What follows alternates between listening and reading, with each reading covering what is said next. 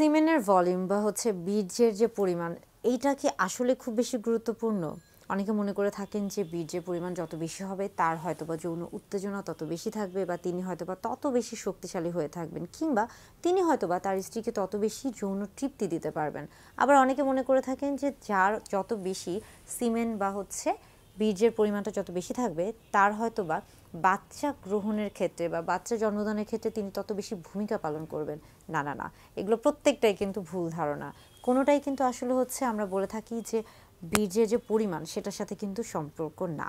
হ্যাঁ, বীর্যের পরিমাণটা অনেক সময় সম্পৃক্ত হয়ে থাকে কিসের সাথে? আপনার মানসিক একটা অবস্থার সাথে। অনেকে মনে করে থাকছেন যে যাদের বীর্যের পরিমাণ বেশি সেই ক্ষেত্রে হয়তো বা তার এই যে সমস্যাগুলো বললাম বা এই যে শব্দগুলো কথাগুলো বললাম এগুলোর সাথে তার একটা সম্পর্ক রয়ে থাকে, এবং তখন তিনি মনে করে থাকেন, তখন তিনি নিজে থেকেই কিন্তু একটা যৌন তৃপ্তি পেয়ে থাকেন।